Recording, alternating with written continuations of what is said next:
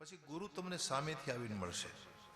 ગુરુ શોધવા જવાની જરૂર નથી, પણ મા બાપના આશીર્વાદ જો તમને પ્રાપ્ત થાય તો ગુરુની કૃપા અવશ્ય ઉતરે છે. નારદજી આમ તો પહેલા તો ધ્રુવજીની કસોટી કરી. કસોટી કર્યા વિના ગુરુ કોઈ દિવસ કોઈને અપનાવતા નથી. આજના ગુરુની જેમ નહીં, ચલો ભાઈ આ જાઓ और मुझे गुरु बना लीजिए, आप मेरे शिष्य बन जाइए. तो खरेखर साचा गुरु होइने એ તમને કસોટીમાંથી પહેલા પાર ઉતારે છે, અને કસોટીમાંથી પાર ઉતર્યા પછી એ તમારો સ્વીકાર કરે છે, તમને મંત્ર દીક્ષા આપે છે. નારદજીએ બરાબર કસોટી કરી. એણે જાણ્યું કે બાળક મક્કમ છે, શ્રદ્ધાવાન છે, એ જરૂર ઈશ્વર પ્રાપ્તિ કરવા માટે યોગ્ય છે. આ રીતેની કસોટી કરી અને નારદજીએ હવે કહ્યું કે બેટા, તમારે જે માર્ગે ઉપાસના કરવાની છે એ માર્ગ હું તમને બતાવું છું. નારદજીએ કહ્યું, બેટા હું આપને એટલું પૂછું છું કે તમારા બા શું કરે છે? તમારી માતાએ કોને ભજ્યા, કોનું ભજન કર્યું છે?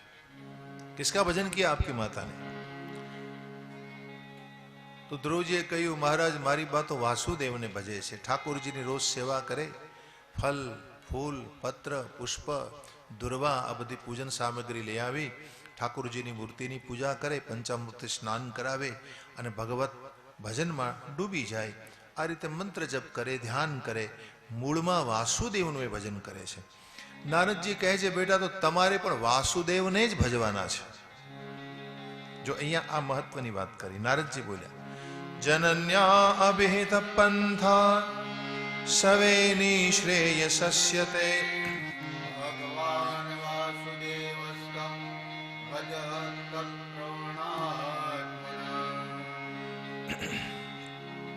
धर्मार्थ काम मोक्षाख्यम इच्छे श्रेयमात्मन एकमेव हरेस्तत्र कारणं पादसेवनम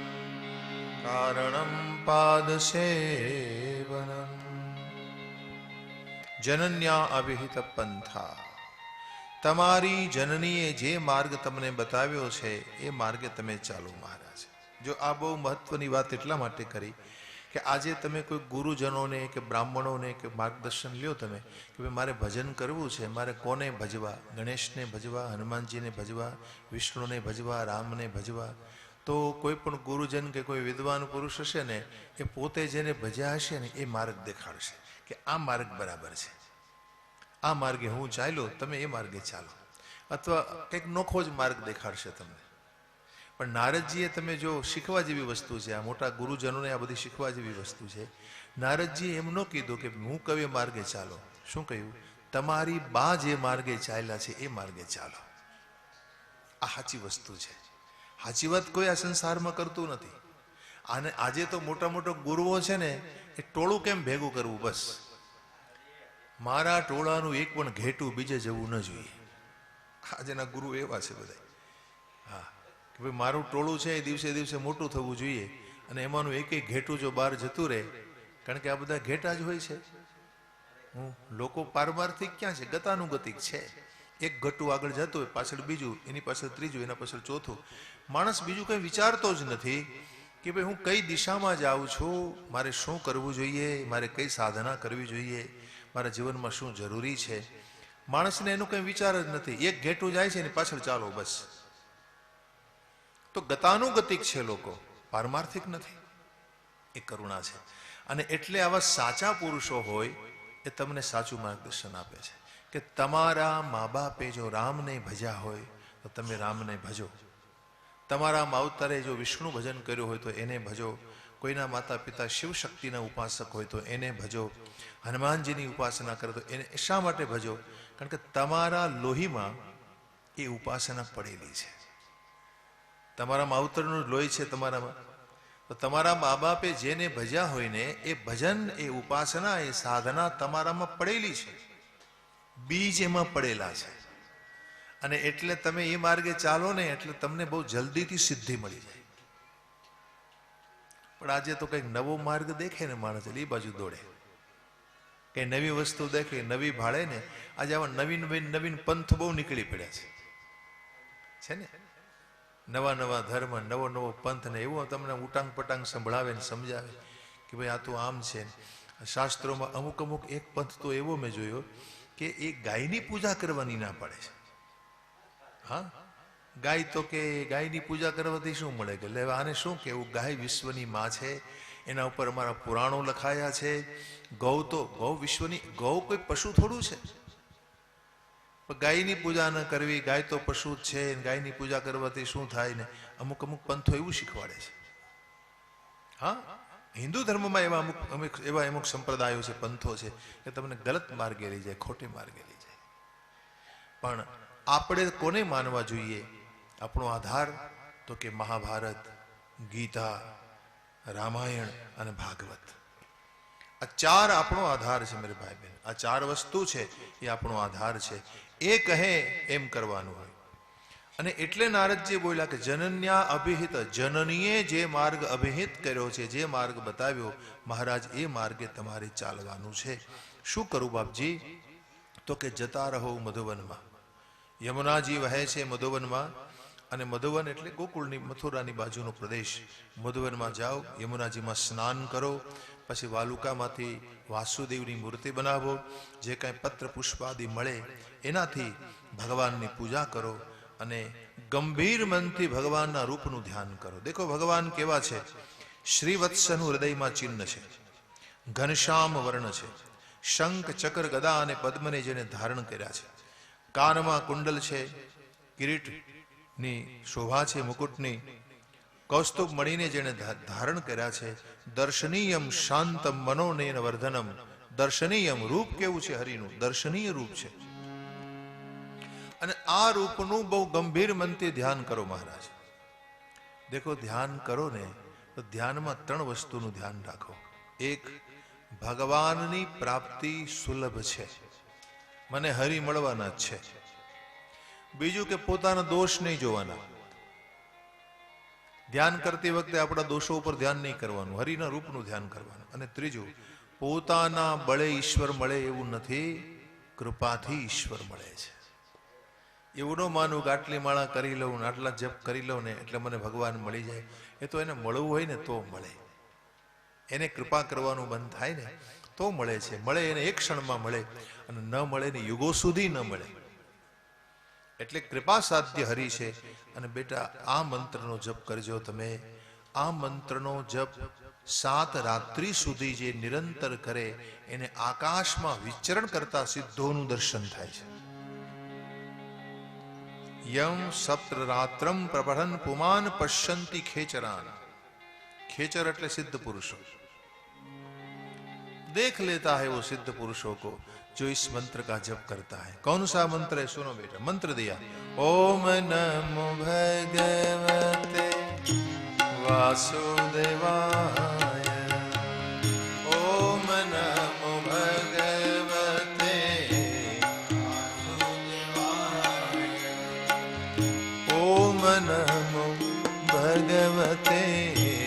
वासुदेवाय.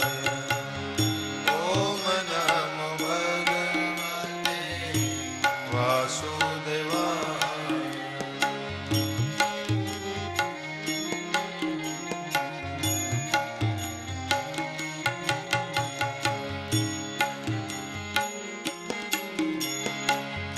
ओम नमो भगवते वासुदेवाय.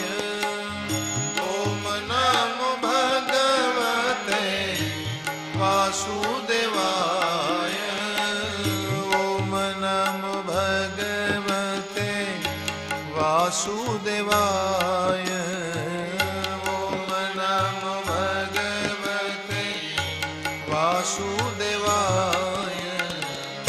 ओम नमो भगवते वासुदेवाय. ओम नमो भगवते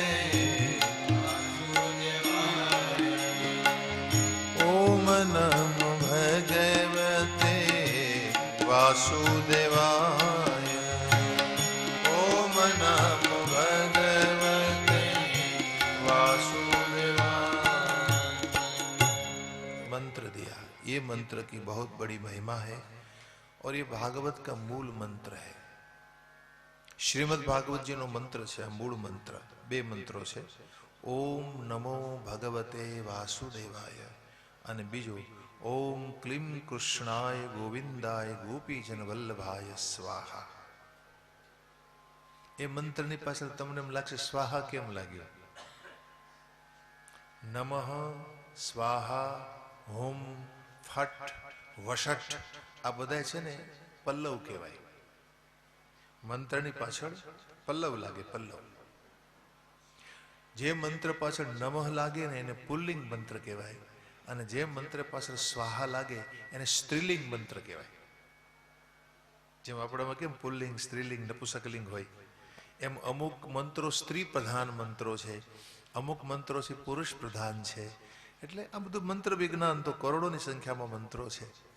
એટલે ઓમ ક્લીમ કૃષ્ણાય ગોવિંદાય ગોપીજન વલ્લભાય સ્વાહા એ સ્ત્રીલિંગ મંત્ર છે. એ મંત્રનો જપ કરવાથી રાધાની કૃપા બહુ જલ્દી થાય છે. અમુક શાંતિ પૌષ્ટિક કર્મ માટે મંત્ર જપાય. શાંતિ પૌષ્ટિક કર્મ એટલે શું? શાંતિ માટે, જીવનમાં તમને શાંતિ મળે, સિદ્ધિ મળે, સુખ મળે, એટલે મંત્ર પાછળ નમઃ લગાડવો. તો આવા બધા રહસ્યો છે. પણ ઓમ નમો ભગવતે વાસુદેવાય આ મંત્ર આપી અને ધ્રુવજીને મધુવનમાં મોકલ્યા. ધ્રુવજી પ્રણામ કરીને ત્યાંથી ચાલ્યા છે. મધુવનમાં પધાર્યા છે. વાલુકામાંથી મૂર્તિ નિર્માણ કરી અને પહેલે મહિને ધ્રુવજી 3 રાત્રિ સુધી કંઈ લેતા નથી. 3 રાત્રિ પૂરી થાય એટલે કપિત્થ બદરાસન. કપિત્થ એટલે કોઠા. કોઠા આવે ને, કોઠા ખબર છે ને પર્વતભાઈ? કડવા હોય, કડવા, શીવડા જેવા લાગે પણ હોય કડવા. એ કોઠાની કાચરી બનાવે. તમે બનાવતા હશો ગામડામાં.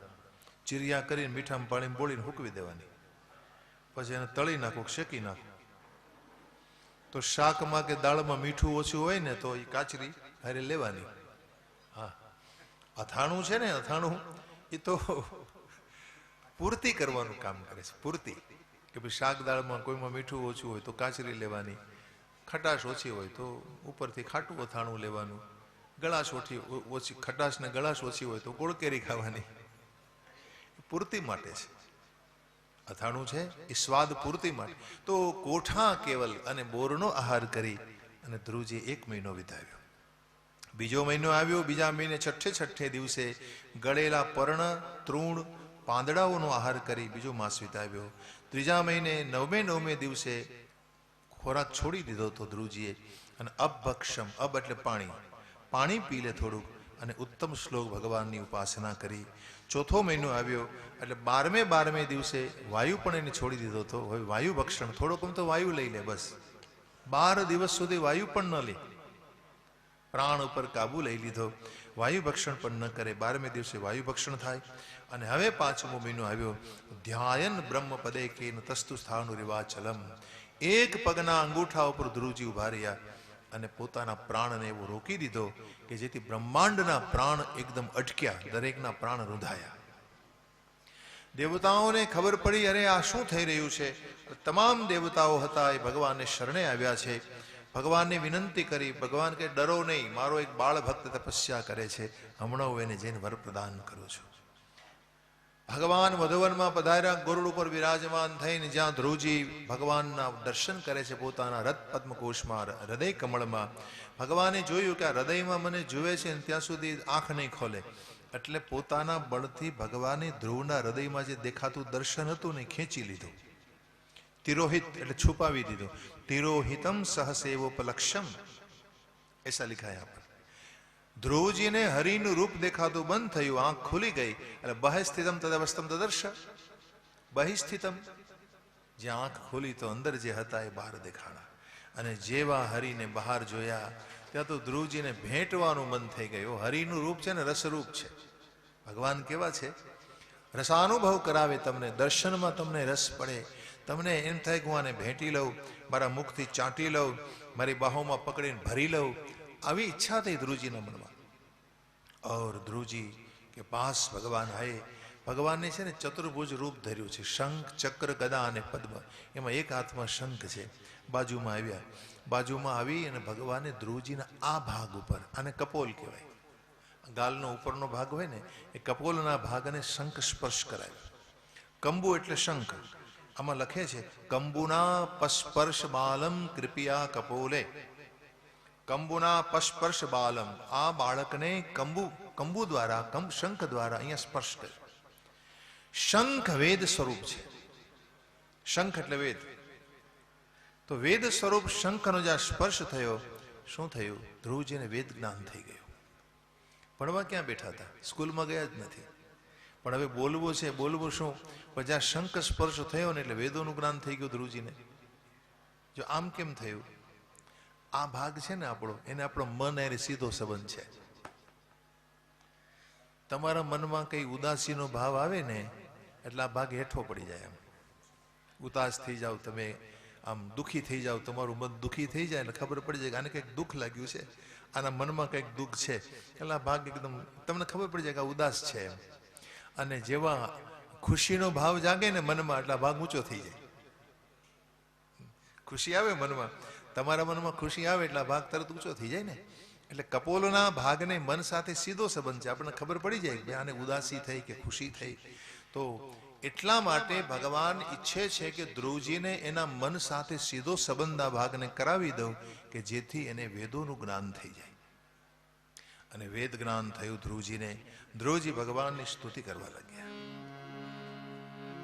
યોऽन्तઃ પ્રવિશ્ય મમ વાચમિમાં પ્રસોપ્તાં સંજીવયત્યખિલ શક્તિધર સ્વધામ્ના अन्यास्तहस्तचरणश्रवणत्वगादीन् प्राणान्नमो भगवते पुरुषाय तुभ्यम्.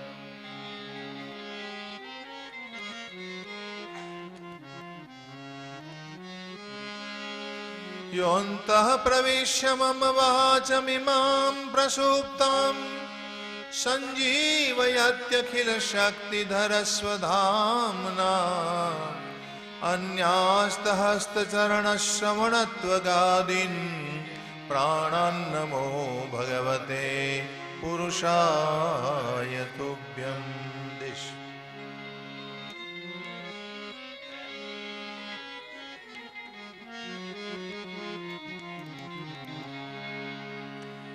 ध्रुवजी ने कहा, हे प्रभु, તમે મારા હૃદયમાં પ્રગટ થઈને મારી સુષુપ્ત ઇન્દ્રિયોને સંજીવન કરનારા છો, પ્રાણ ચેતન દેનારા છો. તમારે કારણે મારી ઇન્દ્રિયોમાં શક્તિનું સંચરણ થાય છે. તમારે કારણે મારું મન પ્રકાશિત છે, મારી બુદ્ધિ વિચાર કરે છે. આવા હે પ્રાણ સ્વરૂપ પરમાત્મા, હવે મને સમજાયું કે તમે અમારા હૃદયમાં કેમ વસેલા છો. એવા હે પ્રાણ સ્વરૂપ ઈશ્વર, હે પ્રાણ સ્વરૂપ પ્રભુ, અમે આપને પ્રણામ કરીએ છીએ. પ્રભુ, આપ એક છો, પરંતુ આપની માયા શક્તિથી તમે અનેક દેખાવ છો. એકત્સ્વમેવ ભગવન નિદત્માત્મ શક્ત્યા માયાખયોરુગુણયા મહદાદ્ય શેષં સ્પૃષ્ટવાનુવીક્ષ્ય પુરુષસ્તદ સદગુણેષુ નાનેવ દારુષુ વિભાવસુવદ વિભાસી.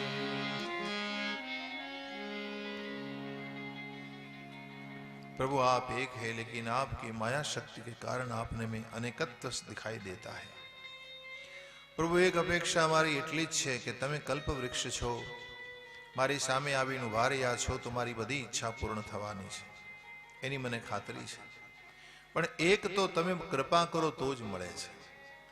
પ્રભુ, એક વસ્તુ એવી છે કે તમારી કૃપા કરવી પડે છે. જો તમારી કૃપાનું બળ મળે ને તો જ આ વસ્તુની પ્રાપ્તિ થાય છે.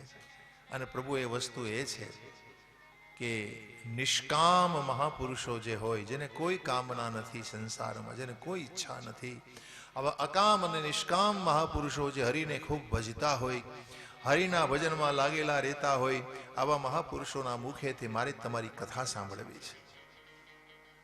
પ્રભુ, મને કથા સંભળાવવાનો મોકો આપજો. પ્રભુ, આવા લોકોના મુખેથી મારી આપની કથા સાંભળવી છે. ધ્રુવજીએ ભગવાનની બહુ સુંદર સ્તુતિ કરી છે. ધ્રુવજીને ભગવાને કહ્યું, ધ્રુવજી, તમારી ભક્તિથી હું પ્રસન્ન છું. 36,000 વર્ષ સુધી તમે રાજ્ય કરશો, તમારી બધી કામના પૂર્ણ થશે. ચરંતી દક્ષિણો કૃત્યમ ભ્રમંતો યત્સ તારકા, તમે ધ્રુવ નક્ષત્ર તરીકે સ્થાન પામશો જીવનના અંતમાં. અને તમામે તમામ નક્ષત્રો, તમામ ગ્રહો તમને પરિક્રમા કરશે. અને આ સંસારમાં તમે કાયમ રહેશો. આ ભૂતળ ઉપર તમારું કાયમ સ્થાન રહેશે. આ મારા શિષ્ય મારું વરદાન છે. ધ્રુવજીને ભગવાને વર પ્રદાન કરીને તરત જ ત્યાંથી અંદર ત્યાં થઈ ગયા, અંતર્હિત થઈ ગયા હરિ. એટલે ધ્રુવજીને મનમાં એમ થયું કે અરે આ મેં શું માગી લીધું ભગવાન પાસે, અને ભગવાન પાસે શું માગવું જોઈએ કહો જોઈએ. ભગવાન તમારી સામે આવી જાય કદાચ તો તમે ભગવાન પાસે શું માગો? શું મગાય પ્રબોધભાઈ? શું મગાય? શું મગાય? ભગવાન તમને, તમારી સામે ભગવાન આવે તમે શું માગશો? શું? વાહ, મારી 84 પૂરી કરો અને તમારા ચરણોમાં મને સ્થાન આપો. શું માગવાનું? કે પ્રભુ મારે ક્યાંય જવું નથી, જે ચરણોમાં લક્ષ્મીજીને રહેવાની ઈચ્છા થતી હોય એ ચરણોમાં મને સ્થાન આપો પ્રભુ. બસ મારે આ સંસારમાં હવે ભટકવું નથી, કારણ કે હરિના ચરણોમાં આનંદ છે, બ્રહ્માનંદ છે, અખંડાનંદ છે, ભજનાનંદ છે. અને એ જે આનંદ, એ જે રસ છે એ અખંડ રસ, અદ્ભુત રસ છે,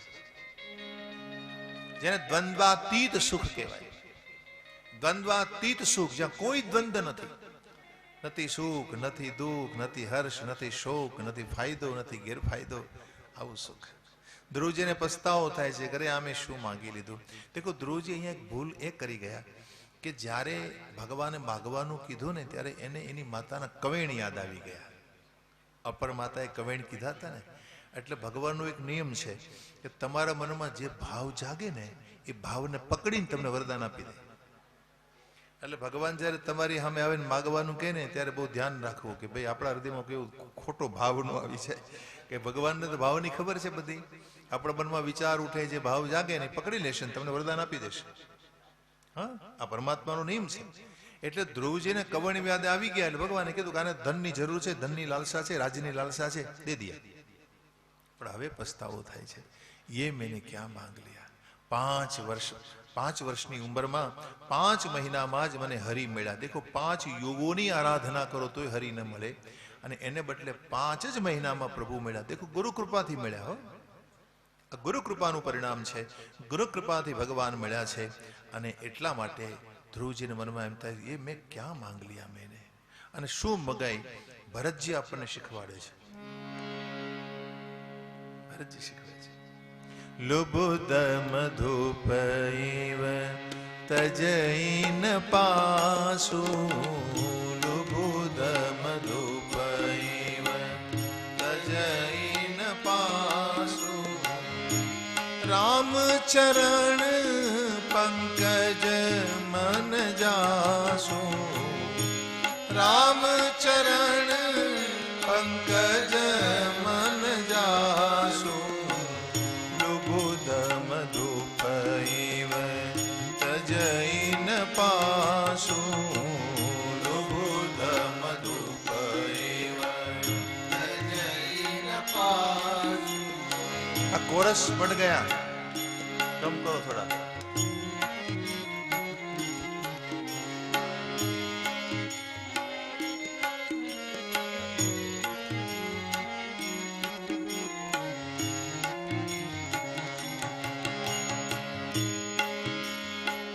प्रणव प्रथम भरत के चरना, प्रणव प्रथम भरत के चरना, जासुनेम व्रत जाई न बरना, जासुनेम व्रत जाई न बरना, जासुनेम व्रत जाई न बरना, जासुनेम व्रत जाई न बरना, राम चरण पंकज मन जासु, राम चरण पंकज मन जासु, लुबुद मधुपैव तजैन पासु, लुबुद मधुपैव तजैन पासु. લંપટ ભમરો હોય, કોઈ ભમરો હોય ને કમળના ફૂલને કેમે કરીને છોડે જ નહીં. હાંજ પડી જાય ને પેલી કમળનું ફૂલ મીડાઈ જાય, સવારમાં હાથી આવે ને કમળના ફૂલને ચગદી નાખે અને મૃત્યુ પામવું પડે ભમરાને. પણ એ છતાંય એટલી બધી આસક્તિ છે ભમરાને કમળના ફૂલની કે છોડી શકતો નથી. એમ હે ભગવાન, મારું મન ભમરો થઈ જાય, તમારું ચરણ કમળ બની જાય, અને જેમ ભમરો કમળને છોડે ને હું તમારા ચરણોને છોડું જ નહીં. એમ માંગ્યું છે ભગવાન પાસે. આ માગવાનું છે. અહલ્યાએ શું માંગ્યું? ભગવાને અહલ્યાને માગવાનું કીધું. શું માંગ્યું? પદ પદુમ પરાગા રસ અનુરાગા મમ મન મધુ કરે પાના. પદ પદુમ પરાગા, હે પ્રભુ આપનું ચરણ કમલ બને. પદ પદુમ પરાગા રસ અનુરાગા મમ મન મધુ, મારું મન ભમરો બની જાય અને તમારું ચરણ કમલ બની જાય. બસ यही इससे ज्यादा मुझे बस हो गया, कुछ नहीं चाहिए.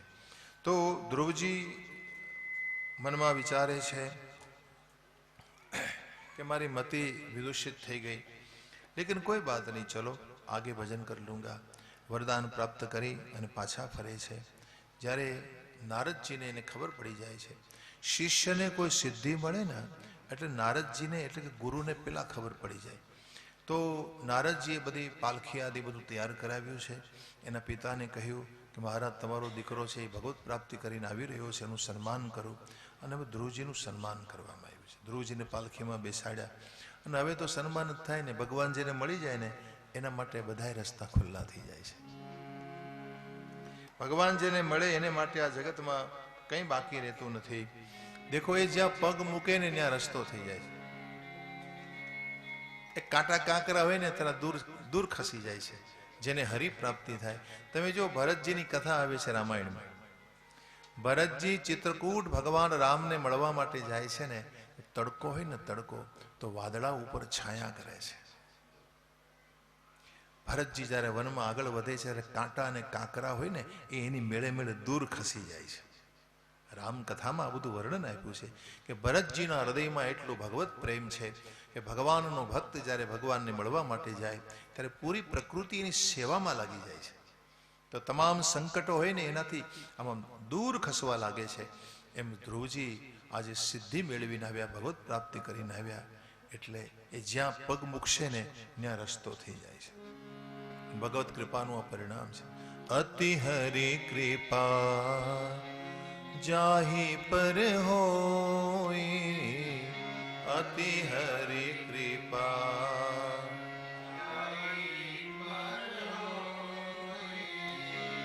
પાવ દેહી એહી માર્ગ સોઈ, પાવ દેહી એહી માર્ગ સોઈ, અતિ હરિ કૃપા જાહી પર હોય, અતિ હરિ કૃપા.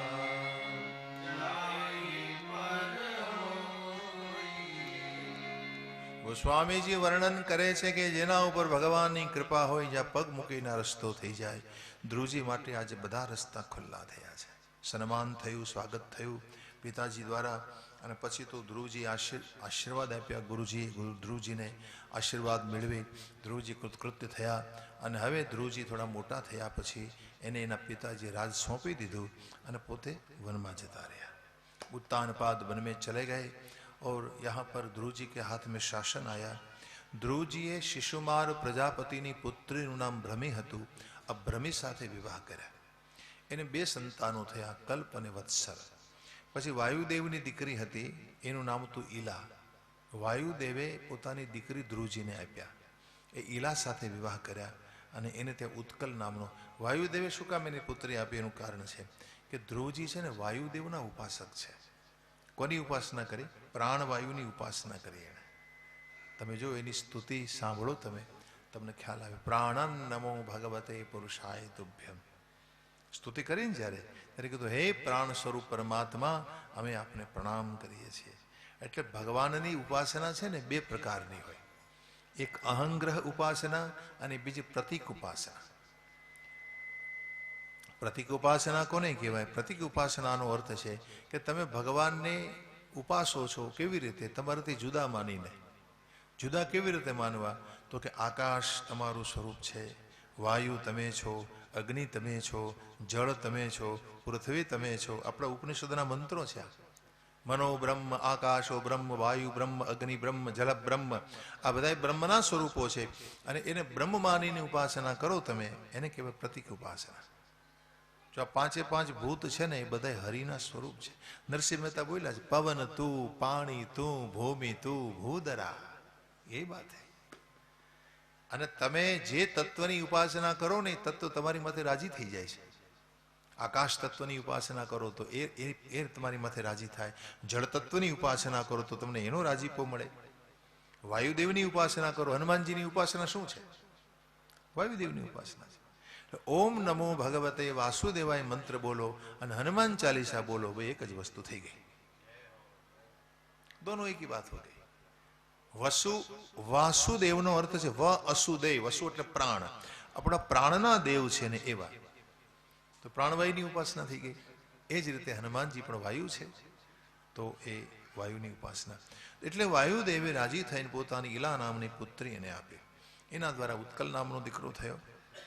એક વખત ધ્રુવજીના ભાઈ ઉત્તમ એક વનમાં મૃગયા માટે ગયા. હવે એવામાં બન્યું એવું કે યક્ષો ત્યાં રહેતા હતા. યક્ષો છે ને એ કુબેરજીના સંતાનો કહેવાય, કુબેરજીના અનુચરો કહેવાય.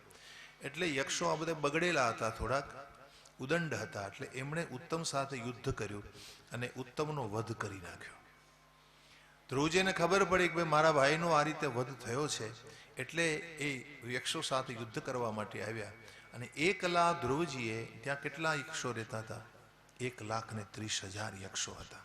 આ 1,30,000 યક્ષોને ધ્રુવજીએ નારાયણાસ્ત્ર ચલાવ્યું અને બધાનો વધ કરી નાખ્યો. આમાં લખે છે ધ્રુવજીએ જ્યારે યક્ષોનો વધ કર્યો ને, ત્યારે મોટા મોટા ઋષિવરો હતા ને, મુનિઓ, એ બધાએ ધ્રુવજીને આશીર્વાદ આપે છે. એને આશીર્વાદ આપે છે. મુનિઓ ધ્રુવજીને આશીષ આપે છે.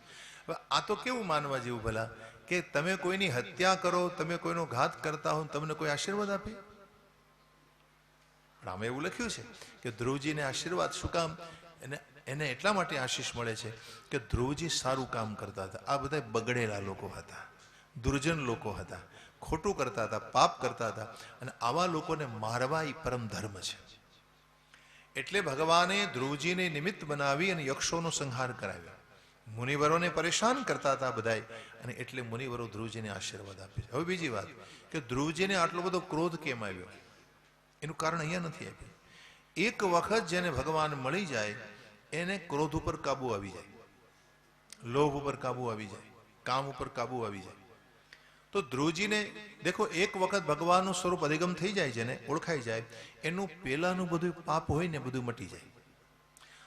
અને ઈશ્વર મળ્યા પછી પણ એનાથી કોઈ કદાચ પાપ થઈ જાય તો એ પાપ છે ને એ આવા ભજનાનંદી પુરુષનો સ્પર્શ કરી શકતું નથી. પેલાનું પાપ બધું મટી જાય, ભગવાન મળે એટલે તરત જ. પણ મળ્યા પછી જ કંઈ એનાથી પાપ થઈ જાય તો એ પાપનો એને સ્પર્શ થતો નથી. મહાત્માઓને પાપનો સ્પર્શ થઈ શકતો નથી. કોઈ પણ કર્મથી એની ન વૃદ્ધિ થાય ન નાશ થાય. કોઈ પણ કર્મ કરી શકે. એટલે એવું નહીં કે ખરાબ કર્મ કરે, એવું ન માનવું કે ખોટું કામ કરી નાખે, ખોટે માર્ગે ચાલે, ખોટું પગલું ભરે, બગડી જાય, એવું ન હોય. એ તો બગડે જ નહીં કોઈ દી. કદાચ એનાથી કોઈ પણ કર્મ એવું થઈ જાય કે નો એની વૃદ્ધિ થાય, નો એનો રાસ થાય. રાસ એટલે એનું પતન. એક ધારા હોય, એક ધારા, એક સરખા હોય. નો વધારો આવે, નો ઘટાડો આવે. તો આ બધું વેદાંત સૂત્રોમાં લખ્યું છે. એટલે ધ્રુવજીને હાથે કદાચ નિમિત્ત હશે ધ્રુવજી, એટલે 1,30,000 યક્ષોનો ધ્રુવજીએ સંહાર કર્યો. એ વખતે મનુ મહારાજ પધાર્યા અને મનુજીના કહેવાથી ધ્રુવજીએ યુદ્ધ સમાપ્ત કર્યું છે.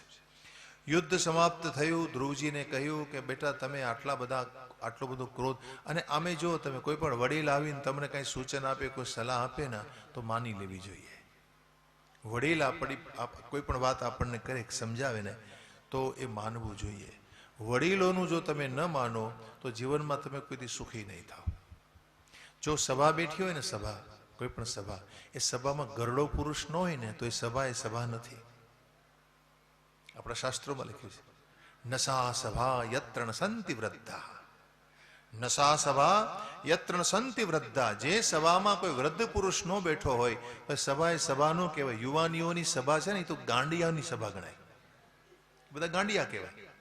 હા, ક્યારેક એવો કોઈ નિર્ણય કરી નાખે, બીજાનું નુકસાન કરવાનો નિર્ણય થઈ જાય, આમ જેને કહેવાય ઓટી વાળો કહેવાય એ બધા. એને કઈ વિવેક બુદ્ધિ ન હોય. વિવેક બુદ્ધિને પ્રાપ્ત કરવા તો તમારે ઘરડાઓની પૂજા કરવી પડે, અનુભવી લોકોનો સંગ લેવો પડે. આ સૂત્ર મેં તમને કીધું ને, જે મહાભારતનું સૂત્ર છે, નસા સભા ન સા સભા યત્ર સંતિ વૃદ્ધા, એ સભા એ સભા નથી કે જે સભામાં ઘરડાઓ બેઠા ન હોય. ઘરડા બેઠા ન હોય સભામાં, એ સભાનું કોઈ મૂલ્ય નહીં. એટલે વૃદ્ધ લોકો સભામાં બેસવા જોઈએ. અને વૃદ્ધ લોકો છે ને એ તમને આદેશ કરે, જે અનુભવી હોય, તમને જે ચીંધે કહે, એ આપણે માનવું જોઈએ. વિનોબાજી એમ કહેતા, સંત વિનોબા ભાવે, કે આ સૂત્ર સંસદના એક ભવન ઉપર લખ્યું છે. આપણી દિલ્હીની સંસદ છે ને, જ્યાં સંસદ બેસે છે, લોકસભા, એના એક ભવન ઉપર આ સૂત્ર લખેલું છે. કારણ કે એ તો સભામાં બધા મહાન મહાન લોકો જ બેઠા હોય, એમાં ઘણા અનુભવી હોય, ઘણા વૃદ્ધ હોય, ઘણા યુવાનો હોય ને, એટલે સૂચન છે કે જે સભામાં ઘરડાઓ ન બેઠા હોય એ સભાનું કોઈ મૂલ્ય નથી. એટલે મનુજીની વાત માની લીધી ધ્રુવજીએ. ધ્રુવજીને કીધું, બેટા તમે કુબેરજીની માફી માગો, તમે યક્ષોનો અપરાધ કર્યો છે. કુબેરજીની માફી માગી અને કુબેરજી આશીર્વાદ આપ્યા. માગો, શું જોઈએ? ધ્રુવજી કહે છે, મહારાજ, ભગવાને મને ભક્તિ આપી, તમે મારી ભક્તિને અચળ બનાવી દો. જો શબ્દો પર ધ્યાન આપજો. તમે મારી ભક્તિને અચળ. અચળ ભક્તિ કોણ બનાવે? ભગવાનના ભક્તોની કૃપા થાય તમારી માથે, તમારી ભક્તિ અચળ થઈ જાય. ધ્રુવજી આવું કેમ માગ્યું? ધ્રુવજી એટલા માટે માગ્યું કે ધ્રુવજીને ક્રોધ આવી ગયો. ભક્તિ જેની અચળ ન હોય એને ગુસ્સો આવે છે, એને ક્રોધ આવે છે. તમે ગમે એટલી ભક્તિ કરો, ભક્તિ અવિચલ હોવી જોઈએ, ભક્તિ અતિશય હોવી જોઈએ, અને ભક્તિ પરિપૂર્ણ હોવી જોઈએ. આ ભક્તિનું નામ છે નિર્ભરા ભક્તિ. ક્યાં છે આ શબ્દ? સુંદરકાંડમાં છે. નાન્યા સ્પૃહા રઘુપતે હૃદયે સ્મદીયે સત્યમ વદામિ ચ ભવાન અખિલાંતરાત્મા ભક્તિ પ્રયચ્છ રઘુપુંગવ નિર્ભરામ કામાદિદોષ રહિતમ કુરુ માનસમ ચ કામાદિદોષ રહિતમ કુરુ માનસમ ચ નાન્યા સ્પૃહા રઘુપતે હૃદયે સ્મદીયે સત્યમ વદામિ. ક્યાં માંગા? विभीषण ने मांगा ये, हे प्रभु मेरे मन को काम आदि दोषों से रहित कर दीजिए. काम મને પીડે છે, ક્રોધ મને પીડે છે, લોભ મને પીડા આપે છે. પ્રભુ આ બધું મારું નષ્ટ કરી દો, મટાડી દો. અને આ બધું મટે ને તો તમે કુશળ કહેવા. કુશળ કોણ? ક્ષેમ કુશળ કોણ? એ જેને કામ ન સતાવે, જેને ક્રોધ ન સતાવે, જેને લોભ ન સતાવે, આને કુશળ કહેવાય. ભલા ખરા કુશળ તો આ છે. એટલે કીધું કામાદિ દોષ રહિતમ કુરુ માનસમ ચ. તો અવિચલ, અતિશય અને પરિપૂર્ણ ભક્તિ જો તમારામાં આવે તો જ તમે આનાથી બચી શકો છો. મહારાજ આવી ભક્તિ મને પ્રદાન કરો. પછી તો ધ્રુવજીએ પોતાના રાજ્યમાં પધાર્યા, ઘણા બધા યજ્ઞો કર્યા, ભગવાનના ભક્ત છે આમ માનીને પ્રજાજનો એને બહુ માન આપ્યું ધ્રુવજીને. ધ્રુવજીએ પ્રજાને ભગવાનનું સ્વરૂપ માની અને બહુ સેવા કરી દરેકની. અને હવે ધ્રુવજીને એમ થયું કે મારે રહેવું નથી આ સંસારમાં, એટલે કોઈને કાંઈ સોંપ્યું નહીં, એમને એમ છોડીને જતા રહ્યા. ધ્રુવજી જેમ હતું ને એમ બધું મૂકીને વ્યા ગયા. એ જે અધિકારી હશે ને, ન વેલ બનાવ્યું, ન વારસો બનાવ્યું, ન કોઈને સોંપ્યું, ન કોઈને રાજાપદ સોંપ્યું, એ જે યોગ્ય હશે લઈ લેશે. ધ્રુવજી ક્યાં આવ્યા? બદ્રીનાથ આવ્યા. બદ્રીનાથ ધ્રુવજી પધાર્યા, ફરી પાછા આવ્યા જ્યારે, ત્યારે ઋષિકેશની આગળના ભાગમાં ધ્રુવાશ્રમ છે, ત્યાં રોકાયા. ત્યાં ધ્યાન કરે છે હરિનું, હૃદય દ્રવિત બને છે, શરીર પુલકિત થયું અને પોતાને પોતાનું સ્મરણ નથી રહેતું, હું કોણ છું એ પણ ધ્રુવજી ભૂલી ગયા છે. અને આ સ્થિતિ એની આવી ગઈ.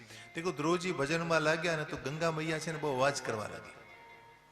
આજે તમે ઋષિકેશ જાઓ ને, ત્યાં ધ્રુવાશ્રમ છે આગળ, તો ગંગા મૈયા ત્યાં અવાજ કરવા લાગી ને, તો ધ્રુવજી ત્યાંથી ઉભા થઈને ચાલતા થયા. તો ધ્રુવજીને ઉભા થઈને જતા જોયું, ગંગાજી પ્રગટ થયા. એ બેટા કહા જા રહે હો? तो मां તમે અવાજ બહુ કરો છો, મને વિક્ષેપ થાય છે. अच्छा चलो मैं शांत हो जाऊंगी. गंगाजी ત્યાં શાંત થઈ ગઈ. આજે પણ ત્યાં તમારે જોઈ લેવું, ત્યાં જઈને ગંગાજી શાંત વહે છે, બિલકુલ અવાજ નહીં કરે, જેને ધ્રુવાશ્રમ કહેવાય છે. ધ્રુવજી વહાં પર રહે અને હવે જ્યારે એનું જવાનો સમય આવ્યો ત્યારે ભગવાને વિમાન મોકલ્યું. વિમાનમાંથી પાર્ષદો નીચે ઉતર્યા છે. पार्षदों नीचे आविन के चलो ध्रुव जी हम आपको लेने आए हैं. बस मुझे लेने आ गए. अच्छा एक काम करो, मैं स्नान कर लेता हूँ, माँ मुझे वहां पर क्या मिलेगी, कब मिलेगी. अब गंगा स्नान किया, नित्य कर्म पूर्ण કર્યું, ચંદન મંગલ કર્યું કપાળમાં અને શણગાર કર્યો ધ્રુવજીએ. કેવો શણગાર કર્યો? જેમ સૌભાગ્ય સ્ત્રી શૃંગાર કરીને પોતાના પતિને મળવા જાય એમ ધ્રુવજીએ શણગાર કર્યો. પછી આજુબાજુમાં મુનિઓની પાસે જઈને પ્રણામ કરીને કીધું, જાઉં છું બાપજી, મારા છેલ્લા राम राम છે. अच्छा ध्रुव जी जा रहे हो? हाँ मुझे लेने के लिए विमान आया है. ફરી આવ્યા, વિમાનની પૂજા કરી, વિમાનની પરિક્રમા કરી, લેવા આવ્યા હતા પાર્ષદો, એની વંદના કરી અને હવે જ્યાં વિમાનમાં બેસવા જાય ને ત્યાં તો મૃત્યુ સામે આવીને ઉભો રહ્યું. ધ્રુવજી અમારો સ્વીકાર કરશો? देखो ये भजन की महिमा देखो कि मृत्यु उनके सामने हाथ जोड़कर खड़ा है, हाथ जोड़कर खड़ा है सामने और विनती कर रहा है हमारा स्वीकार करो. જ્યારે આપણને તો દબોચીને લઈ જાય, દબાવીને લઈ જાય, બેહોશીમાં આપણને લઈ જાય, ખબર ન હોય આપણે મરી રહ્યા છીએ. બોલો આ આપણી સ્થિતિ છે. કહેવાનો ભાવ કે ભજનનો કેટલો મહિમા છે કે મોત ઉનકે સામને હાથ જોડકર ખડી હૈ, મુझे સ્વીકારીએ મહારાજ. અચ્છા ચલો એક કામ કરો, મસ્તક નમાવ નીચે, માથું નમાવો. અને મૃત્યુ પોતાનું માથું નીચે નમાવ્યું એટલે ધ્રુવજી એના માથા ઉપર પગ મૂકીને વિમાનમાં બેઠા. इसमें लिखा है मृत्यो मूर्धनि पदम दत्वा आरुरोहाद्भुतम गृहम. आरुरोहाद મોતના માથા ઉપર પગ મૂકી અને ધ્રુવજી વિમાનમાં બેઠા. અને જ્યાં વિમાને ટેક ઓફ કર્યું, જ્યાં વિમાન ઉડ્યું ને ત્યાં ધ્રુવજીને રડવું આવ્યું, આંખમાં આંસુ આવ્યા. પાર્ષદોએ પૂછ્યું, કેમ બાપજી, શું કામ રડો છો? ધ્રુવજી કહે, ભૈયા और कोई कारण नहीं है, लेकिन મને મારી બા બહુ યાદ આવી ગઈ છે. મારી બાની મને યાદ આવી છે. મને યાદ આવી કે મારી બાનું શું થયું હશે. જે બાએ મને આ માર્ગ આપ્યો, જે બાએ મને આ શરીર આપ્યું, ભજન કરવા માટેનું માધ્યમ આપ્યું, वो मेरी माँ का क्या हुआ होगा. ધ્રુવજીને માંગા. અરે ભાઈ રેવા દે, માંડ માંડ હાલે છે, રેવા દે રેવા દે, જતો રહ્યો લાગે છે. बेसी रहे ત્યાં. तो जिस माता ने मुझे ये सब कुछ दिया, वो मां के ऋण में से मैं कैसे ऋण हो सकता हूं. मेरी मां का क्या हुआ. तो विमान में बैठा बैठा पार्षदोए, વિમાનમાં બેઠા બેઠા પાર્ષદોએ એની માતા બતાવી. બીજું આગળ એક વિમાન જતું હતું, એમાં એની બા બેઠી હતી. વૈકુંઠમાં એને લઈ જવાઈ રહી હતી, વૈકુંઠમાં. એટલામાં લખે છે કે દર્શ્યામાં સતુર્દેવી પુરોયાનેન ગચ્છતિમ. પુરોયાનેન એક આગળ યાન જતું હતું અને એ યાનમાં ધ્રુવજીની બા હતી. ધ્રુવજી બड़े प्रसन्न हो गए. देखो मतलब ये है इसका कि गम्मे એટલી ઊંચાઈ પર તમે પહોંચો પણ માના ઋણમાંથી કોઈ દી છૂટી નહીં શકો. ગમે એટલી ઊંચાઈ તમે પહોંચો મેરે ભાઈ બહેન, લેकिन માના ઋણમાંથી છૂટવું કોઈ દિવસ છૂટી નહીં શકાય. પિતાના ઋણમાંથી છૂટી શકાશે પણ માતાના ઋણમાંથી છૂટી શકાતું નથી. और ध्रुव जी इसी शरीर से विमान में बैठ कर गए. ધ્રુવ નક્ષત્ર તરીકે આજે પણ ધ્રુવજી બિરાજે છે ઉત્તર દિશામાં. અને મારા તમારા ઉત્તરો ભગવાન ધ્રુવજી આપણને આપે છે. અધ્યાત્મ જગતના કોઈ પણ પ્રશ્નો હોય એ તમે ધ્રુવ ચરિત્ર વાંચો, તમારા ઘરમાં ભાગવત વસાવો અને ભાગવતજીમાં જે ચરિત્રો છે ધ્રુવજીના, એ ચરિત્રોને વાંચો, ચિંતન કરો તો તમારા તમામે તમામ પ્રશ્નોના ઉકેલ તમને મળી જાય. એવું આ ધ્રુવ ચરિત્ર છે. ધ્રુવજીને ભગવાને આ પદ આપ્યું. દેખો ભગવાનનો સ્વભાવ કેવો છે હું તમને કહું. કોઈ પણ માં હોય ને, માં એ મેળો જોવા જાય કે કોઈ પણ બહાર ફરવા જાય ને એટલે સારું એવું રમકડું જોવે ને એટલે લઈ લે. પછી રમકડું લઈને ઘેરે આવે એટલે દેરાણી જેઠાણી જે કોઈ એને પૂછે કે આ તમારે રમકડું શું કામનું, તમારે કોઈ સંતાન તો છે નહીં. તો કે થશે ને, ભવિષ્યમાં થશે ને, એના માટે છે. સારું રમકડું, માતાનો સ્વભાવ કેવો હોય કે સારું રમકડું લઈને છુપાવીને રાખી દે કે દીકરો થશે કે દીકરી થશે તો હું એને આપીશ. એમ ભગવાનનો એવો સ્વભાવ છે કે અમુક અમુક પદ છે ને ભગવાને હંગરીને રાખ્યા છે. અમુક અમુક પદ ધ્રુવજીને ભગવાને જે પદ આપ્યું ને છુપાવીને રાખ્યું હતું. એને ખબર હતી કે મારું ધ્રુવજી આવવાનો છે અને મારા ધ્રુવને મારે આ પદ આપવું છે. કયું? જે ધ્રુવ નક્ષત્ર તરીકે આજે ધ્રુવજી બેઠા છે એ પદ ભગવાને, ઘણા બધા ભક્તો એની પેલા થયા પણ ધ્રુવને માટે ભગવાને આ પદ છુપાવીને રાખ્યું છે. આવો સ્વભાવ છે હરિનો, આવો હરિનો સ્વભાવ છે.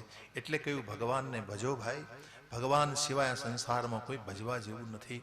પરમાત્મા કેટલું ખેવના કરે પોતાના ભક્તોનું, કેટલું ધ્યાન રાખે છે. તો હરિએ આ રીતે આ ઉત્તમ પદ આપ્યું ધ્રુવજીને. આ કથા સાંભળે એનું જીવન ધન્ય બને, યશ આયુષ્ય પુણ્ય પ્રાપ્તિ થાય એમને.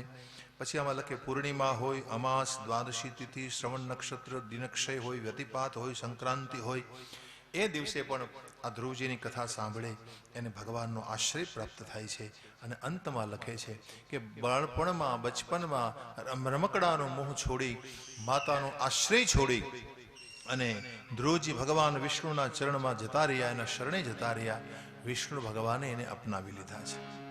ઈદમ મયા તે વિહિતમ કુરુદવઃ ધ્રુવસ્ય વિખ્યાત વિશુદ્ધ કર્મણઃ જીત્વાર્ભકં ક્રીડનકાનિ માતુર્ગૃહં ચ વિષ્ણુ શરણં યો જગા. भगवान के शरण में चले गए, भगवान ने ध्रुव को अपना लिया. આ ધ્રુવજીની કથા મેં આપને કહી મહારાજ. હવે એ ધ્રુવજીના વંશમાં મૈત્રેય મુનિને વિદુરજી પૂછે છે કે મારે પ્રચેતાઓની કથા સાંભળવી છે, પણ અહીંયા વિદુરજીએ અત્યારે જવાબ ન આપ્યો. એ છેલ્લે કહેવાના છે એટલે કંઈ બોલ્યા નહીં. પરંતુ આમાં લખે છે કે મૈત્રેય મુનિએ ધ્રુવજીનો વંશ વિસ્તાર સંભળાવ્યો. ધ્રુવજીના વંશમાં પછી વત્સર રાજા થયા. વત્સર નામના દીકરાને રાજ મળ્યું અને એ વત્સરના વંશમાં પૂર્ણાર્ણ, તિગ્મકેતુ, ઇખંબુર્જ, વસુ અને જય નામના દીકરા થયા. આ જય નામના રાજાને ત્યાં અંગ નામના રાજા થયા. એમ કહેવાય છે કે અંગ રાજાએ એક વખત યજ્ઞ કર્યો. એ યજ્ઞમાં દેવતાઓ ન આવ્યા એટલે બ્રાહ્મણોને પૂછ્યું કેમ પેલાના સમયમાં યજ્ઞમાં દેવતાઓ પધારતા હતા, આજે આવે છે પણ આકાશમાં ઉભા રહે છે, નીચે આવી શકતા નથી. કારણ કે મનુષ્યના શરીરમાંથી સતત દુર્ગંધ નીકળ્યા કરે છે અને મન નિર્મળ હોતું નથી. એટલે દેવતાઓ એક ફલાંગ દૂર ઉભા રહે છે આપણાથી. એટલે દેવો પધાર્યા નહીં. એટલે બ્રાહ્મણોને કહ્યું, બ્રાહ્મણોએ એક જવાબ આપ્યો, તમે નિસંતાન છો મહારાજ અને એટલા માટે દેવ પધાર્યા નથી તમારી આહુતિ લેવા, તો મને સંતાન પ્રાપ્તિ થાય એવો યજ્ઞ કરાવો. એટલે બ્રાહ્મણોએ પુત્ર કામિષ્ઠી યજ્ઞ કરાવ્યો. હવે બન્યું એવું કે આ યજ્ઞ કરાવ્યા પછી જ્યારે ચરુ પાક્યો, એનો જે ખીરનો પ્રસાદ હોય, એ ખીરનો પ્રસાદ એની પત્ની જે હતી અંગરાજાની સુનીતા એને આપ્યો. ચરુ લીધા પછી એમને ગર્ભ રહ્યો અને એમને ત્યાં સંતાન થયું. એનું નામ પડ્યું વેન. પણ આ વેન મહાન પાપી રાજા થયો. કેવો મહાન પાપી! એટલો બધો પાપી કે વાત પૂછોમાં. કારણ એ હતું કે એનામાં બધા મોહાળના લક્ષણ આવ્યા. એનું મોસાળ હતું ને અધર્મનું સંતાન હતું. અધર્મના પરિવારમાં જે કન્યા થઈ હતી એ કન્યા સોનિતા હતી. એ મોહાળના લક્ષણ એનામાં આવી ગયા. જો કોઈ પણ બાળક હોય ને તો એનામાં ઘણી વખત પિતૃપક્ષના લક્ષણો આવે, ક્યારેક ક્યારેક મોહાળના લક્ષણ આવી જાય. એટલે આપણે ત્યાં છે ને મોહાળ ખાસ જોવામાં આવે. એનું મોહાળ કેવું છે. જો મોહાળ અકોણું હોય ને તો દીકરી ન લેવાય. હા, અથવા તો એવામાં દેવાય નહીં. કહેવાનો ભાવ કે મોસાળ પક્ષ ઘણી વખત શું હોય કે તમે બહુ સારા હોય, સારા સંસ્કારી ઘરના હો, પણ મોહાળ ખાસ જોવું પડે છે. એટલે અહીંયા આ ઘટના બતાવે છે કે આનું મોસાળ જોયું નહીં ને એટલે બધાએ લક્ષણ મોહાળના આવ્યા. એ બધાએ અધર્મના લક્ષણ વેનમાં આવ્યા. કોઈ દિવસ સ્નાન ન કરે, સંધ્યા ન કરે, ચોર લોકોનો સંગ કરે, લૂંટારાનું કામ કરે, ભોગી જીવન જીવે, પાપ કરે. બીજું કે વેન એવો હતો કે એનામાં કોઈ ભાવ નહોતો, કોઈ જાતનો ભાવ એનામાં નહોતો. ક્યાં જતો રહ્યો? બધું મૂકીને જતો રહ્યો. તો એનામાં કોઈ ભાવનો અભાવ હતો એનામાં. તો આવો વ્યક્તિ હતો અને મુનિવરો આવીને સમજાવ્યો ને એટલે ઉલટાનો સામેથી જ્ઞાન આપે છે એમને. સુખદેવજી વર્ણન લખે છે, આમાં વર્ણન કરે છે કે આવા વેનને ના ત્રાસને કારણે અંગરાજાએ પોતાનું ઘર છોડી દીધું. રાજ્ય છોડીને વનમાં જતા રહ્યા, એ પછી પાછા ન આવ્યા. રાજ છોડીને વનમાં ગયા પછી એ ફરી પાછા ન આવ્યા. એટલે શું થયું કે રાજ્યમાં અરાજકતા ફેલાઈ ગઈ. અરાજકતા, રાજા વગરનું રાજ તો એ ઠીક નહીં, અને એટલે અરાજકતા ફેલાઈ જતા બ્રાહ્મણોએ વિચાર કર્યો કે ભાઈ આપણે આને રાજા બનાવી દઈએ. અમે અધિકારી તો છે જ, કારણ કે રાજાનો દીકરો છે. એટલે વેનને રાજા બનાવી દીધો. વેન રાજા બન્યો એટલે આને ઢંઢેરો પીટાવ્યો. શું પીટાવ્યો ઢંઢેરો? કે હવે પછી કોઈ યજ્ઞ ન કરવો, પૂજા ન કરવી, કથા ન સાંભળવી, સત્સંગ ન કરવો. તો શું કરવું? તો બધું વેનને અર્પણ કરવું, બધું વેનાર્પણ કરવું. હું ભગવાન છું, બસ બીજું કોઈ નહીં. મારામાં બધા જ ભગવાનના ગુણો છે, મારી અંદર મારામાં બધા ભગવાનના સ્વરૂપો છે. આમાં વેન બોલે છે કે વિષ્ણુ વિરિંચો ગિરીશમ ઇન્દ્રો વાયુ યમો રવિ, આ બધા મારા અંદર રહેલા છે. અને એટલે હવે પછી તમારે મારી પૂજા કરવી. આ રીતે વેને ઢંઢેરો પેટાવી દીધો છે અને લોકોને સત્કર્મ નથી કરવા દેતો. બ્રાહ્મણોએ આવીને એને સમજાવ્યો કે ભાઈ યજ્ઞ પુરુષની ઉપાસના કરો મહારાજ. તો ન સમજો, અને એ વખતે બ્રાહ્મણો એક દાભડાની સળી હાથમાં લઈને એના ઉપર ફેંકી, માથું નીચે પડ્યું, વેનનું મૃત્યુ થઈ ગયું. દેખો, વેનનું મૃત્યુ થયું, પણ વેનના શરીરને સાચવી રાખવાનું કહ્યું. સાચવી રાખવાનું એની માતાને કહ્યું કે ભાઈ તેલના નાવમાં કે કોઈ પણ ઠેકાણે એની વ્યવસ્થા કરવામાં આવી. એના શરીરને સાચવી રાખવામાં આવ્યું. અને હવે લોકો જ્યારે બહુ દુઃખી થયા, રાજા વગર બહુ પરેશાન થયા, એ વખતે એ સમયે સુખદેવજી આમાં લખે છે કે બ્રાહ્મણોની ચિંતા થઈ શું કરવું. એટલે વેનના મરેલા શરીરને મંગાવ્યું અને એના જાંઘના ભાગનું મંથન કર્યું. જાંઘના ભાગનું મંથન કરતા આમાં લખે છે કે કોઈ કાળો પુરુષ પ્રગટ થયો, અને એ કાળો પુરુષ કે જેને નિષાદ નામ આપ્યું, નિષાદ નામ છે. દેખો, પૃથ્વીરાજાના જીવનમાં પહેલી વહેલી સમસ્યા કઈ આવી? સમસ્યા આવી કે લોકોની પાસે ખાવાનું અન્ન નહોતું. અન્ન નહોતું, આ પેલી સમસ્યા. દેખો, રાજ હાથમાં લીધું ને ત્યાં પહેલા વહેલા સમસ્યા આવી કે ખાવાનું અન્ન નહોતું. તો અન્ન માટે શું કરવું? એટલે લોકોએ આવીને ફરિયાદ કરી કે મહારાજ, અમારા પેટમાં આગ લાગી છે, અમે ભૂખ્યા છીએ, અમારા માટે અન્નની. અને અન્ન પાકતું નહોતું, કારણ કે ઘણા વર્ષોના દુષ્કાળ પડેલા હતા, અને પૃથ્વીમાં કોઈ બીજ નાખે તો એમાં અંકુર જ બહાર નહોતો આવતો. એનું કારણ એ હતું, પૃથ્વીરાજે પછી વિચાર્યું કે આમ કેમ થાય છે. એટલે એને સમજાયું કે પૃથ્વીએ પોતાની ઉર્જા શક્તિ ચોરાવી લીધી છે. પૃથ્વીએ પોતાની ઉર્જા શક્તિ ચોરાવી લીધી છે. એટલે શું? તો કે જેમ ગાય કેમ દૂધ ચોરી જાય, અજાણ્યો હાથ અડે ને એટલે ગાય દૂધ ચોરી જાય. ઘણું બધું દૂધ હોય એના આવમાં, પરંતુ દૂધ ચોરી જાય પૃથ્વી, ગાય માતા. એમ પૃથ્વી પાસે ઉર્જા ખૂબ છે, પણ એમ પૃથ્વી ઉર્જા ચોરી જાય છે. એનું કારણ તો પાપ વધી પડ્યું. બહુ પાપ બહુ વધી જાય ને ત્યારે પૃથ્વીની આ દશા થાય છે. તો આ પ્રકારે પૃથ્વીને સમજાવવાની કોશિશ કરી કે મને કોઈ ઉપાય બતાવો. ત્યારે પૃથ્વી માતાએ જવાબ ન આપતા પૃથ્વીરાજાએ ક્રોધ કર્યો. પૃથ્વી શરણે આવી. શરણે આવેલી પૃથ્વીએ કહ્યું કે દેખો મહારાજ, કોઈ કોઈ પરિસ્થિતિ સંસારમાં વારંવાર આવે છે. એટલે વરસાદ પડે ને એ વખતે તમારે પાણીનો સંગ્રહ કરી લેવો જોઈએ, ડેમ બનાવવા જોઈએ, વૃક્ષોનું વાવેતર કરવું જોઈએ. આવું બધું છે આમાં. આવું બધું સૂચન અહીંયા કરવામાં આવ્યું છે. અપર્વતા ભદ્રમ તે ઉપાવર્તેત મે વિભો.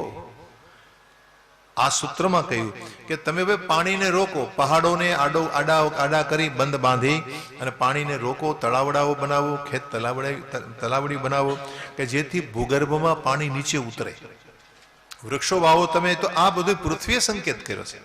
બીજું કે મારી અંદર ઘણું બધું છે, ઘણી બધી ઔષધિ મારામાં છે, પણ તમને દોતા આવડવું જોઈએ. બસ ચાલો, હું ગાય બની જાઉં છું, મને દોઈ લો. એટલે ગૌ માતાનું રૂપ ધર્યું પૃથ્વીએ, અને આ બધાએ વાછડાનું રૂપ લઈ અને સુંદર પ્રજા જે કંઈ જોતું હતું એ બધી વસ્તુનું દોહન કર્યું. પૃથ્વીરાજાએ પછી પૃથ્વીને સીધી કરી, ખાડા ટીકરાવાળી હતી, અને લોકોને ખેતી કામ કરતા શીખવાડ્યું છે. બધાએ ખેતી કરી છે. દેખો, ઉત્તમ ખેતી, મધ્યમ વ્યાપાર, કનિષ્ઠ નોકરી. ખેતી ઉત્તમ છે. એટલે જ્યાં સુધી ખેતી સારી ન હોય ત્યાં સુધી અર્થવ્યવસ્થા કોઈથી સુધરે નહીં. એટલે ખેતીની ઉત્તમ ખેતી છે, ખેતી શીખવી બધાને, અને લોકો એટલા બધા સમૃદ્ધ થઈ ગયા. પછી પૃથ્વીરાજાએ વિચાર કર્યો કે લોકોને સંપત્તિ બહુ વધી ગઈ છે, અને જો એ સંપત્તિ વધી જશે તો ભોગી થઈ જશે, એટલે એને અધ્યાત્મની શિક્ષા મળે, એને ધર્મની શિક્ષા મળે, એટલે 100 અશ્વમેધ યજ્ઞ કરવાનો સંકલ્પ કર્યો કે બધાએ પાસે હું યજ્ઞો કરાવું. એટલે પૃથ્વીરાજાએ યજ્ઞો શરૂ કર્યા. પ્રજાએ એમાં પૂરો સહયોગ આપ્યો. મોટા મોટા મુનિઓ પધાર્યા. પૃથ્વી કામધેનુ થઈ ગઈ. પરંતુ મહારાજ ઇન્દ્રને મનમાં ચિંતા થઈ કે 100 યજ્ઞ મહારાજ પૂરા કરશે તો મારું ઇન્દ્રપદ જતું રહેશે. એટલે ઇન્દ્ર મહારાજા પાખંડીનો વેશ લઈ અને વારંવાર આવીને યજ્ઞમાં વિઘ્ન કરે. તો ક્યાં કરું મહારાજ, મેં મુझे વિઘ્ન કરતા है. તો કહા 99 યજ્ઞ કરો, 100 યજ્ઞ પૂરા ન કરો. દેખો, આનો એક અર્થ તમે સમજો કે યજ્ઞની કેટલી મહત્તા છે. આજે તમે જુઓ કે ચિત્ર વિચિત્ર રોગો પ્રગટ થઈ રહ્યા છે, પ્રકૃતિમાં જે પરિવર્તનો આવી રહ્યા છે, એનું કારણ યજ્ઞનો અભાવ છે. પહેલાના મહાપુરુષો નિરંતર યજ્ઞોની પરંપરામાં રહેતા હતા, નિરંતર યજ્ઞો કરતા હતા. યજ્ઞનો બહુ વિશેષ મહિમા છે. તો કહેવાનો ભાવ એ છે કે યજ્ઞથી માટીને પવિત્ર માટી મળે છે, યજ્ઞથી જળને પવિત્ર જળ મળે છે, યજ્ઞથી અગ્નિને પવિત્ર અગ્નિ મળી જાય છે, યજ્ઞથી વાયુને પવિત્ર વાયુ મળે છે, અને સંપૂર્ણ વાતાવરણની સેવા યજ્ઞથી થાય છે. એ તો ઠીક, પરંતુ સંપૂર્ણ તત્વોની સેવાના વિધાનને યજ્ઞ કહેવાય છે. સંપૂર્ણ તત્વોની સેવા. જો ભાઈ તમે રોજ આકાશનો ઉપયોગ કરો છો, પણ આકાશને કોઈથી પ્રણામ કર્યા? વાયુનો ઉપયોગ કરો છો, વાયુને વંદન કર્યા? આ પૃથ્વી ઉપર તમે રોજ મળ ત્યાગ કરો છો, આ પૃથ્વી ઉપર તમે રોજ નિવાસ કરો છો, કોઈ દી કહ્યું પૃથવ્યય નમઃ? તમારા શરીરને તમે જળથી સ્વચ્છ કરો છો, કોઈ દી વરુણ ભગવાનને પ્રણામ કર્યા? તમે રોજ અગ્નિનો ઉપયોગ કરો છો, અગ્નિને રોજ જમાડ્યા, વંદન કર્યા? તમે જેનો ઉપયોગ કરો છો ભાઈ, એને તો રામ રામ કરો રોજ, એને તો પ્રણામ કરો. પણ યજ્ઞમાં એક તત્વોની પૂજા થઈ જાય છે, એક તત્વની. જે તત્વોથી જગત બન્યું છે એ તમામ તત્વોની પૂજા યજ્ઞમાં થઈ જાય છે. અને એટલા માટે આપણે ત્યાં યજ્ઞની બહુ મહત્તા છે. અને જે વ્યક્તિના ઘરમાં રોજ યજ્ઞ થતો હોય, દેવતાઓની એના ઉપર કૃપા રહે છે. તો 99 યજ્ઞ પૂરા કર્યા. મહારાજ ઇન્દ્રને પસ્તાવો થયો છે.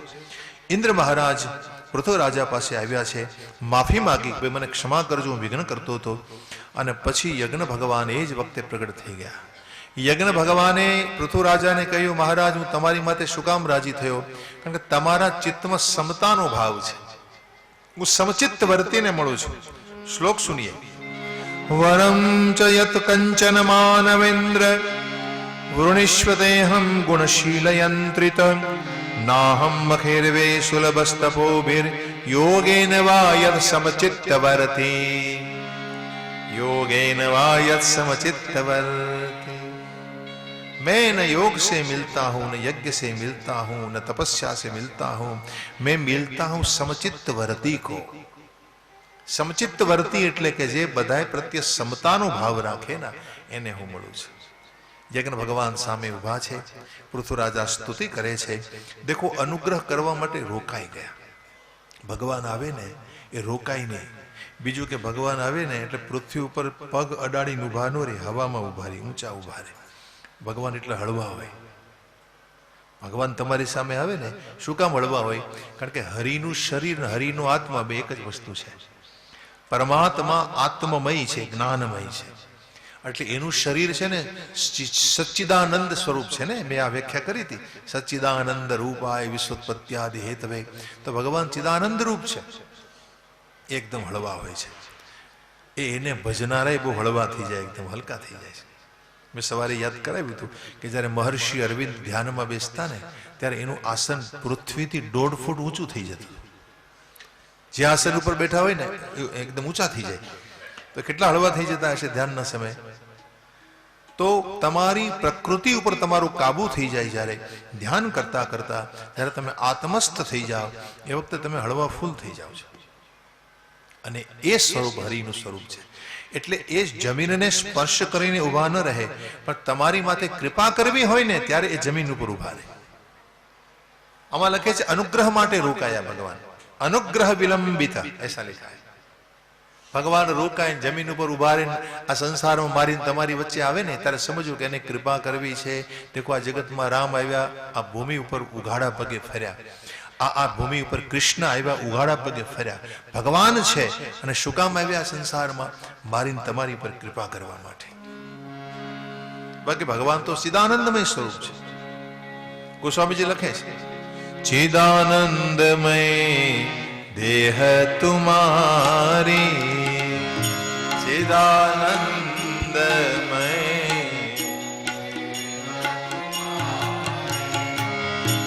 विगत विकार जान अधिकारी, विगत विकार जान